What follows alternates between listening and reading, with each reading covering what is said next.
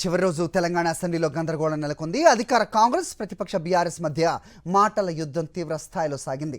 సభలో మైక్ ఇవ్వనందుకు నిరసనగా బీఆర్ఎస్ సభ్యులు అసెంబ్లీ నుంచి వెళ్లిపోయారు. అనంతరం గన్ పార్క్ దగ్గరకు ర్యాలీగా వెళ్లి ఆందోళన చేపట్టారు.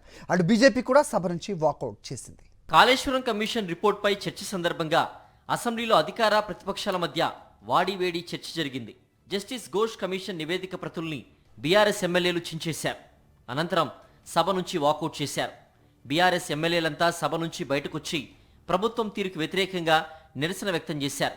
మైక్ కోసం గంటన్నర సేపు ఎదురు చూసినా స్పీకర్ ఇవ్వలేదని ఆగ్రహం వ్యక్తం చేశారు. అనంతరం గన్ పార్క్ దగ్గరకు ర్యాలీగా వెళ్లి ఆందోళన చేపట్టారు. సభలో ప్రభుత్వ తీరుకు వ్యతిరేకంగా నిరసనకు దిగారు. ప్రభుత్వం వన్ సైడ్గా సభ నడుపుతోందంటూ విమర్శించారు. 10 ఏళ్ల బీఆర్ఎస్ పాలనలో సాగునీళ్లు ఇవ్వలేదన్న డిప్యూటీ బట్టి మాటలకు హరీష్ రావు కౌంటర్ ఇచ్చారు.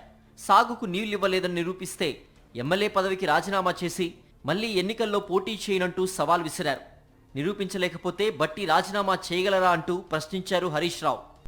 బట్టి విక్రమార్క గారు ఇందాక లాస్ట్లో మాట్లాడుతూ అంటున్నాడు, 10 సంవత్సరాల బీఆర్ఎస్ హయాంలో 1 ఎకరానికి నీళ్ళు ఇవ్వలేదట.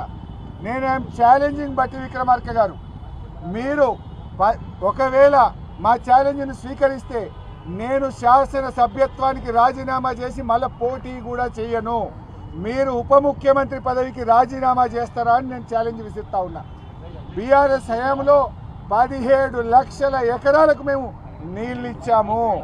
కేసీఆర్ ను బీఆర్ఎస్ ను బద్నాం చేయాలనే కాళేశ్వరం రిపోర్టును తీసుకొచ్చారన్నారు మాజీ మంత్రి కేటీఆర్. సాగునీటి రంగంలో 50 ఏళ్లలో కాంగ్రెస్ ఏం చేసింది, 10 ఏళ్లలో బీఆర్ఎస్ ఏం చేసిందో చర్చకు సిద్ధమన్నారు. కాంగ్రెస్ ప్రభుత్వం కక్ష రాజకీయాలు చేస్తోందన్నారు. నీళ్లు ప్రతి నీటి బొట్టును వడిసిపట్టి గోదావరిలో కృష్ణలో మన బీళ్లకు మళ్లించాలనే బృహత్ సంకల్పంతో పెద్దలు కేసీఆర్ గారు, అదేవిధంగా ఇరిగేషన్ శాఖ మంత్రిగా హరీష్ రావు గారు అహరహం పనిచేసి ప్రపంచంలోనే అతిపెద్దదైన లిఫ్ట్ ఇరిగేషన్ ప్రాజెక్టు కాళేశ్వరాన్ని నిర్మాణం చేసిన విషయం మీకు తెలుసు. ఇవాళ కాళేశ్వరాన్ని బద్నాం చేస్తే కేసీఆర్ గారిని బీఆర్ఎస్ను బద్నాం చేయాలని ఒక ఆలోచన, ఒక కుత్సితమైన కుట్ర తప్ప ఆ రిపోర్ట్లో ఏది కూడా లేదు. వాస్తవానికి ప్రజల ముందు అన్నీ కూడా ఉన్నాయి. 50 ఏళ్లలో కాంగ్రెస్ ఏం చేసింది సాగునీటి రంగంలో, 10 ఏళ్లలో టీఆర్ఎస్ ఏం చేసింది రైతుల అనుభవంలో ఉంది, ప్రజల అనుభవంలో ఉంది. మరోవైపు తెలంగాణ అసెంబ్లీ నుంచి బీజేపీ ఎమ్మెల్యేలు సైతం వాకౌట్ చేశారు. సభలో తమకు సమయం ఇవ్వడం లేదని, తాము ప్రజల దృష్టికి సభ దృష్టికి తీసుకురావాలనుకున్నవి తీసుకురాలేకపోతున్నామని ఆందోళన చేశారు. ప్రభుత్వ వైఖరిని నిరసిస్తూ సభ నుంచి వాకౌట్ చేశారు.